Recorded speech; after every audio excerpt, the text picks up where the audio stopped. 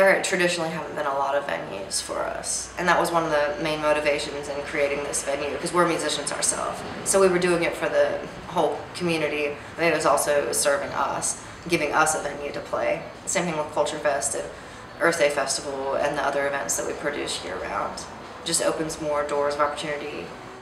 Culture Fest provides a professional, a paid show for them, and all the events that we do year round, we raise money to pay the musicians. There's musicians everywhere around here, and they're in the mountains, they're in their homes, and I think the thing that a place like our venue does, it opens up the opportunity for them to showcase and to meet each other for those social experiences, because a lot of the professional musicians around here tour regionally, and they're used to touring, but right around here they're not used to having a lot of opportunities to have paid shows.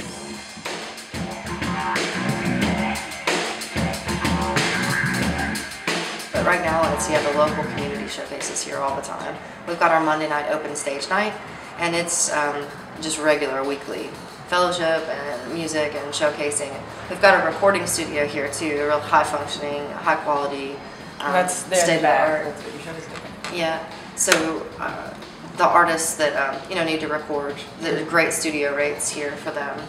And also we can guide them in the process of developing their album and knowing how to build their website and get business cards and all the sort of marketing tools that they need to get on their feet. We can offer them that guidance.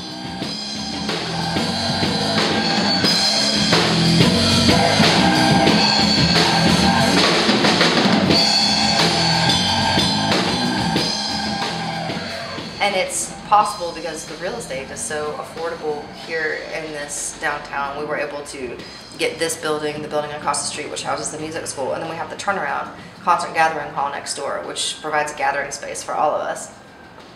There's almost 200 students across the street, and it's more about giving kids an identity and like a purpose in life through music than it is about creating virtuosos. Although they're very skilled teachers there. They teach the students very well with their instruments, but they're more about getting the kids to make a positive impact on the world, learn to be kind to each other, and use music for that purpose, which I think is what is so special about it. And then across the street, you have all of us grown-ups. There's songwriters here in the recording studio, and when the kids come up to this venue, it's kind of like another level. Over there, they run around, and they throw things around, and they are pretty wild. And when they come up here, it's a little more professional for them. They know that they have to be calm and professional. And so we all mix and mingle, and it's a pretty cool scene.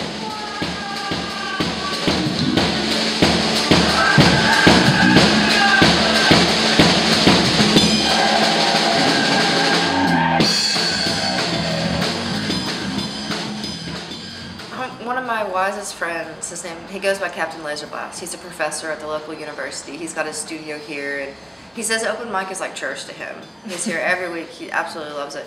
He's very wise, and he was one of the early members of the Appalachian South Folklife Center, and the founder of the Appalachian South Folklife Center, which is where we hold Culture Fest. His name was Don West. He was a poet and an activist, and he was very much in tune with old-time mountain music, and he was all about Appalachian culture and Appalachian heritage.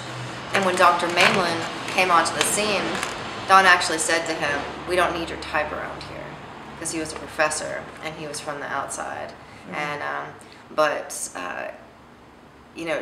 Dr. Mainland tells me that any music that's made in the mountains, it's mountain music, and really any music made by folks is folk music. We're all folks, and it's the same thing with the title of world music. I mean, Appalachian music is world music. We're all in the world, and so it's strange to put all the titles on it, but I do think that the music that we're playing now, even though it sounds new, and if we went down to the Mountain Man Music Barn, the country music barn, they might not recognize the sounds or even understand the sounds, but I'm from right here, and this is what's coming out of me right now, and this is just the time that we're living in. We're also influenced by what we find through the internet, and I do think we're traveling more. Just as a society, we have the opportunity to travel more than before, and I just think this is what it is now. This is Appalachian music.